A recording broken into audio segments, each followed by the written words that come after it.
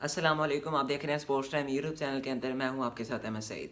पाकिस्तान की जितनी भी सारी उम्मीदें थीं वो अब इस टाइम दम तोड़ चुकी हैं, जिसमें आपको देखने को मिल सकता है। हमारी उम्मीद यही थी कि न्यूजीलैंड अपने 2 के 2 मैच हार जाए और श्रीलंका इंग्लैंड उनको हरा दे, वगैरह वगैरह। जो मर्ज़ी आपने, कुदरत का निज़ाम इसको कहना है, इसको टाइटल इसका देना है, आप टाइटल दे सकते हैं। मगर जब इस टाइम मैं ये वीडियो बना रहा हूँ, श्रीलंका से हमें उम्मीद थी कि ये इनको हराएंगे। ना उनका निशान का चला, ना कुसाल मेंडिस चला, ना कमिंडो मेंडिस चला, और ना इनका दासुन शुनाका चला। बैटिंग ऑर्डर टोटली कोलैप्स हो गया। और अभी अगर मैं वीडियो रिकॉर्ड कर रहा हूँ तो मेरे, अगर जहाँ तक मुझे इल्म है, पूरी 100 पे मेरे ख्याल से शायद 8-9 आउट हो चुके हैं। और मतलब कि टोटली डिज़ास्टर है पाकिस्तान का। हर एक वर्ल्ड कप में हमें इनसे यही बातें, यही तवक्कुआत, यही चीज़ें देखने को मिलती हैं। तो आज पाकिस्तान का खेल ख़त्म हुआ। पाकिस्तान का जितना भी सारा ख्वाब था वो अब चिकनाचूर होकर रह चुका है। पाकिस्तान वर्ल्ड कप से ऑफिशियली आज बाहर हो चुका है। पाकिस्तान के इसी लम्हात को देखते हुए, पाकिस्तान के इसी तर्ज अमल को देखते हुए, आज की वीडियो का जो टाइटल है, हम वो 6 पॉइंट्स को डिस्कस करेंगे कि पाकिस्तान क्रिकेट में 6 पॉइंट्स जो कि आज मेरे पास मौजूद हैं, क्या इनकी वाकई इम्प्लीमेंटेशन है, क्या इनमें वाकई ये रूल लागू हो सकता है, और ये जो डिपार्टमेंट है इसमें किस किस्म के लोग जो हैं वो ओहदों को संभाला हुआ है, और ये पाकिस्तान क्रिकेट किस तरह से चल रही है। आज की वीडियो में इसको डिस्कस करते हैं। आगे बढ़ने से पहले चैनल को लाजमी सब्सक्राइब कीजिए। सबसे पहले पाकिस्तान क्रिकेट का जो एक कह सकते हैं ना, एक ज़िल्लत में शिकस्त पाकिस्तान को ग्रुप स्टेज में जिस तरह से मिली इंडिया से, after that the big match, senior player will also expose in this match, जो कि बड़ा मैच होता है। हालांकि इंग्लैंड कोई बेहतर क्रिकेट खेल ही नहीं, नया कप्तान पहली दफ़ा इस वर्ल्ड कप के अंदर नेपाल से हारते हारते बचे हैं। पाकिस्तान उनके खिलाफ इस तरह की परफॉर्मेंस है, पाकिस्तान उन इंग्लैंड 2 विकेटों से जीतता है। मगर बहरहाल आज का जो पॉइंट है, जिसमें नंबर 1 ब्लेम गेम, दूसरा पाकिस्तान का एक्सपोजिंग फैक्टर, तीसरा selection fault year by year, उसके बाद पांचवा सिस्टमेटिक एरर है, चौथा पॉलिटिकल इन्फ्लुएंस है, जिसमें छठा सर्जरी है। अब ये जो जितने भी सारे फैक्टर्स को मैंने पॉइंट आउट किया, जितने भी सारा मैंने खुद इसके ऊपर रिटर्न वर्क किया, तो मुझे ये समझ आती है कि आपका सिलेक्शन क्राइटेरिया है क्या। अब अगर आपके चेयरमैन की बात की जाए, चेयरमैन इंटीरियर मिनिस्टर भी हैं नंबर 1। उसके बाद चेयरमैन की बात की जाए, वो अपने और मज़ीद उनके अपना एक सिटी नेटवर्क है, वहाँ पे भी मसरूफ़ हैं, वहाँ पे भी अपना काम कर रहे होते हैं।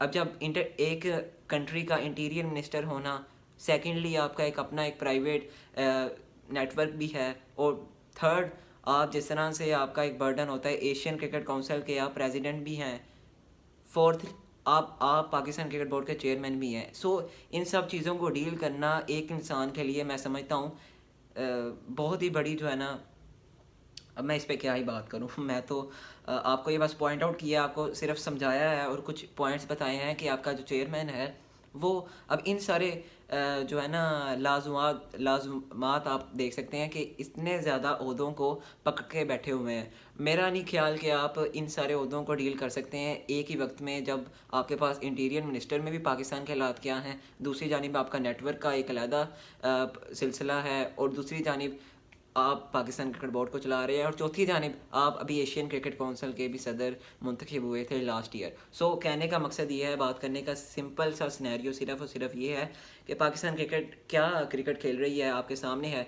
हम वर्ल्ड कप से पहले ऑस्ट्रेलिया को हरा दिया तो वाह वाह हो रही थी। हमने किट को रिवील किया, जिसमें चेयरमैन खुद वहाँ पे नमूदार होते हैं, साथ आपके रमीज़ रज़ा ये आपको किट रिवील करके देते हैं, और ख्वाहिशात का और दिल से अच्छी नेक ख्वाहिशात का पाकिस्तान टीम से इज़हार करते हैं। मगर पाकिस्तान टीम का क्या ब्लेम गेम रही है, जो कि आज मैंने इस पॉइंट्स में लिखा है कि पाकिस्तान क्रिकेट टीम में ब्लेम गेम है। जब भी कोई हारता है, एक दूसरे पे बात डलती है। माहौल क्या होता है, जहाँ पे सहाफ़ी कवर करने गए होते हैं, जौन से भी शहर, जौन से भी मुल्क होता है, सहाफ़ी जाके कोट करते हैं कि वहाँ पे हार के बाद माहौल इस तरह का रहा। मोहम्मद आमिर भी बताते रहे, जब हम यूएसए से आ रहे तो यहाँ पे जो माहौल था वो लग ही नहीं रहा था कि हम यूएसए से आ रहे हैं।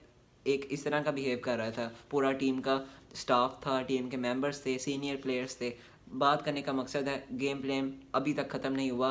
बाबर भी कसूरवार है, मगर मैं बात नहीं कर रहा, T20 में उनकी जगह नहीं बनती, क्योंकि उनकी वाकई नहीं उस T20 के अंदर जिस तरह की उनकी परफॉर्मेंस है, जिस तरह का स्ट्राइक रेट है, आप उनको नीचे वाले नंबरों पे ले आए, जहाँ पे वो बिल्कुल भी जब दायरा खुल जाता है तो उनका वहाँ पे काम आता ही नहीं। ये राना बॉल स्टार्ट कर देते हैं। जब राना बॉल होता है, जब आप एक कोई मैक्सिमम टोटल चेज़ कर रहे होते हैं, सो जब वो राना बॉल शुरू करते हैं, जब वो हिटिंग लगाना शुरू करते हैं, सो वो फिर अपना असल खो बैठते हैं। तो बाबर आजम को मैं इस पे उन पे और कोई बात करी मैं सकता ही नहीं हूँ कि पाकिस्तान टीम कितना जो है वो एक बुरी तरह फ्लॉप रही है। पाकिस्तान टीम के प्लेयर्स बुरी तरह एक्सपोज हुए हैं। तो इसके बाद जो हमारा दूसरा और तीसरा पॉइंट है जिसमें हमने सिलेक्शन फॉल्ट देखा। सिलेक्शन का फॉल्ट यहीं से होता है कि वर्ल्ड कप के बाद जितने भी सारे डिजर्विंग प्लेयर्स हैं, चैम्पियंस ट्रॉफी मतलब कि आपका फॉर्मेट डिफरेंट है, मगर प्लेयर्स की कैलकुलेशन बता रहा हूँ, प्लेयर्स का हिसाब व किताब बता रहा हूँ कि उनको किस तरह दूध में से मक्खी की तरह बाहर निकाल दिया जाता है। कोई सिस्टम नहीं होता,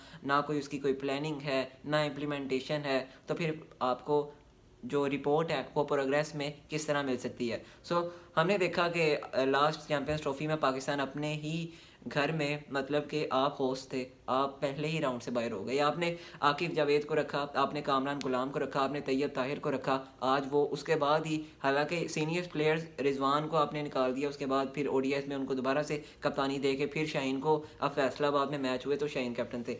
मतलब का ये जो माहौल है मेरे एतबार से, यही प्लेयर्स अगर आज मेरी आप प्रडिक्शन कह लें, मेरी आप ये कबल वक्त प्रडिक्शन है कि अगर अगले साल तक 2027 का वर्ल्ड कप जो कि नमीबिया, जिम्बाब्वे, साउथ अफ्रीका में होस्ट है, सो अगर वहाँ तक भी ये चेयरमैन रहे आपके, तो पाकिस्तान क्रिकेट से वही तवक्कुआत हैं जो आज हैं। मगर पाकिस्तान टीम कभी भी मल्टी नेशनल इवेंट जीत नहीं सकती। जिस इंसान को जो है वो एक लीडरशिप का रोल दिया जाए और वो इतने ज़्यादा ओहदों को संभाल कर बैठा हो और इतने ज़्यादा ओहदों का इख्तियार उसके पास हो, तो इख्तियारात का फिर इस्तेमाल उसने कहाँ ही करना है।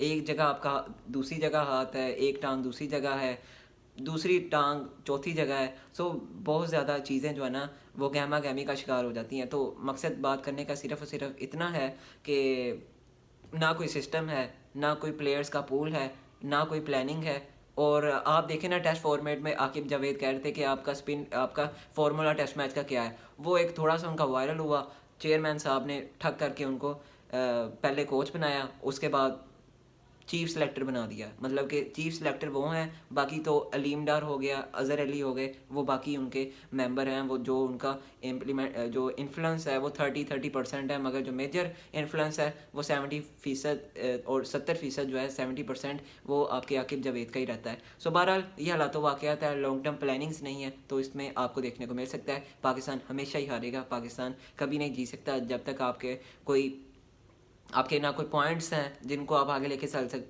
चले जा रहे हैं, ना आपके पास कोई डाटा मौजूद है। मतलब डाटा बहुत है, वो उसकी बात नहीं मैं कर रहा। तो एक ये सिस्टमेटिक फेलियर है। प्लेयर्स को भी पॉइंट आउट करना जो है वो बेवकूफ़ी हो सकता है, बिकॉज जो आपका सिस्टम है, सिलेक्शन कमेटी की बात की जाए, आपके जो के रोल्स आपने जिनको दिए हुए हैं, और इस वर्ल्ड कप में जो मेन चीज़ क्या थी आपके पास, कि आपने जो प्लेयर्स जो स्पेशलिस्ट थे आपने उनको रखा नहीं। अबरार जो कि T20 में ज़्यादा विकेट लेने वाला बॉलर है पाकिस्तान की तरफ से, आज वो पाकिस्तान टीम में बाहर बैठा हुआ है। सो स्पेशलिस्ट की बात हो रही है। फिर जो आप कह रहे होते हैं ना का प्राइमरी रोल क्या है, वो बहुत बात हो रही है आजकल, जिसमें शादाब खान के ऊपर उंगली उठ रही है, उससे पहले साइम अयूब पे उठ रही थी, अब भी उठ रही है, तो उसके बाद बाबर आजम पे भी उठ रही है। हम क्यों उनको T20 के अंदर कैरी ऑन कर रहे हैं। सो बहरहाल ये एक मेरी वीडियो थी, आपको ये वीडियो मेरी किस तरह की लगती है, अगर अच्छी लगी है चैनल को सब्सक्राइब करें, अपने दोस्तों के साथ लाजमी इसको शेयर कीजिएगा। दीजिए अहमद सईद को इजाज़त, मिलते हैं अगली वीडियो के अंदर। अल्लाह हाफिज़।